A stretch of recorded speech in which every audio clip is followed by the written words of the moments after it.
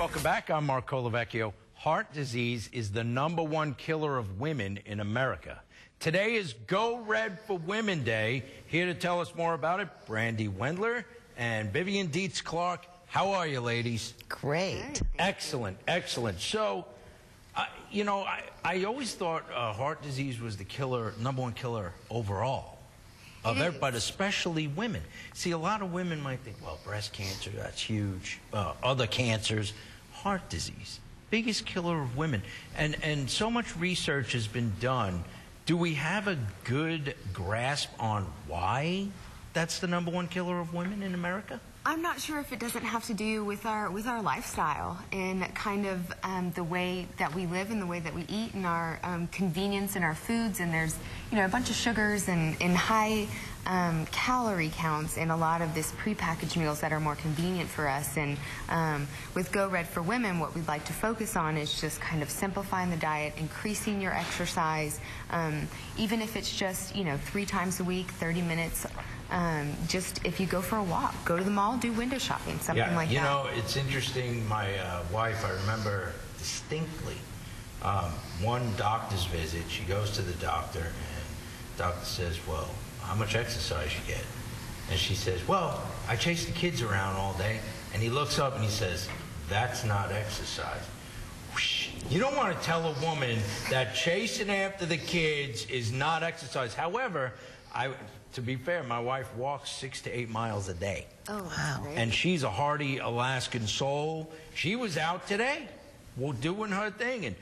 And no, so she's in great shape. But I always, you know, a lot of women have assumptions. That's what I'm getting at. That was, well, I run after the kids all day, or I do the housework, or I'm at work and I'm doing everything. I'm at work. I'm helping the kids. I'm cleaning the house. But doctors will say, well, that doesn't count. Yeah, and it doesn't really. I mean, I don't want to be the one to say it, but you need to get, what, 3 days a week, 30 minutes? Most days of the week is what they're recommending now. The problem is that our body gets used to the daily activities. So coming from a nursing perspective, sometimes we'll walk 5 miles around the same floor doing our patient care, but your body gets used to that, and you kind of have to push it a little bit more. So she may be chasing the kids around, and that may be exhausting a lot of calories, but your body still needs to be exercised. And the heart is a muscle. Yes. And the muscle has to be worked in order to get strong. Yes.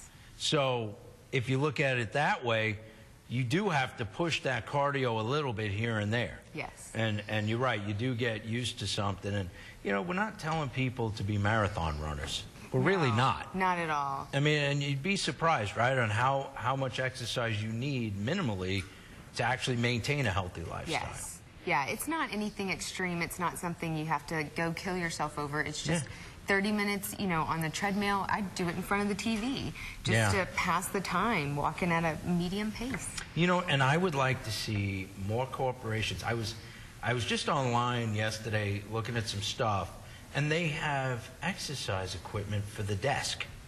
They have little cycles. You can do your cardio at the desk. And you can actually do, you know, steps, and you can do your, it's like a little bicycle. It looks like one of them circus things. Yeah. But a lot of companies, and they have a treadmill that you can put at a desk.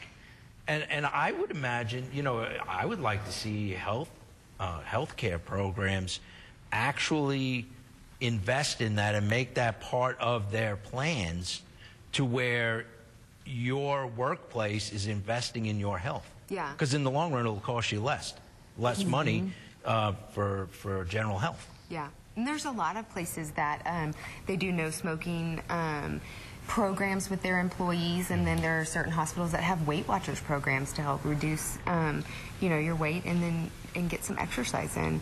And then they invest in their employees and try really hard to promote heart health. So the mission. Let's talk about the mission itself today. Can people go to a website and check that out and get involved in this whole program? Yes, there is GoRedForWomen.com or AmericanHeart.com, and you can donate, or you can go to www.heart.org/Anchorage and donate there. If you donate to Anchorage, that money stays locally here and supports people like Vivian and myself. And those websites also list great ways to get involved and change your lifestyle. And research shows that about 50% of women who participate in Go Red Day actually show increased exercise, and about a third of them lose weight. Yeah. Vivian, how'd you get involved in this movement? I developed heart disease after catching a cold about 10 years ago, and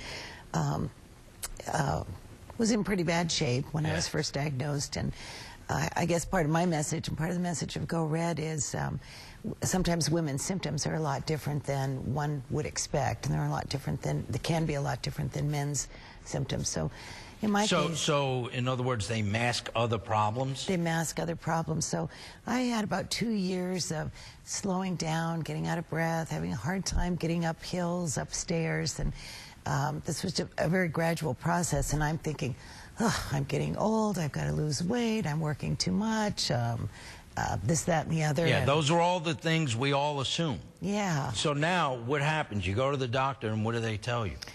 I had various tests and was told do more exercise and lose weight. And at one point I was being treated for asthma, which I didn't have. And that's another part of the message is go with your gut, learn the symptoms because they are very subtle, and it's going to be very easy to overlook them, and be persistent as you're going to your doctor. I had a wonderful cardiologist who recognized what was happening with me, and so for the last 10 years I learned a lot more about heart disease after that, and joined my first heart walk, and wasn't able to walk it that first year, but every year I do the heart run. I try to shave a few minutes off my really slow pace. Hey, that's all right. But I can do it. Yeah. And I'm really happy. That's great. That's awesome. So again, can you give us the website? Yeah, it's AmericanHeart.org or GoRedForWomen.com. And we actually, Vivian and I brought you a red dress pin. Oh, we appreciate the tie. Excellent, yeah. So we got you a little pin there to wear on your lapel. Absolutely. And you can buy these on the website as well at GoRedForWomen.org. And you say, you know, the money stays here. What does the money go towards? The program itself or education and things like that? It goes towards education and raising awareness and things like that, and our Heart Walk and just programs that are implemented locally. Now, what about for young people? I mean, young women, a lot of people might not think, well, young women, they don't need as much. They're active too. But are there programs for young women to look at and say, hey, let's get out there and start moving? I know there's lots of programs to get the kids to move itself. But, you know, I think parental intervention there is important. I mean, I know my wife, God bless her, man, she gets the kids outside no matter what. Scoot, run, play, get out there, and they do. And they're better for it. And I know in schools they have phys ed programs, they have nutrition, and I think nutrition is key. Yes, especially it is. for young women and young men. You have to have good nutrition to start with. Very true. And smoking. No smoking. Smoking cessation. And then, again, another educational thing. Yeah, and that increases your risk of stroke with smoking. Yeah. And now, are we finding, as far as that goes, are we finding less young women starting to smoke? Yes, the numbers are actually decreasing. They're doing a really good job with some of the anti-smoking ads. Oh, fantastic. Yeah. Well, we appreciate your time today.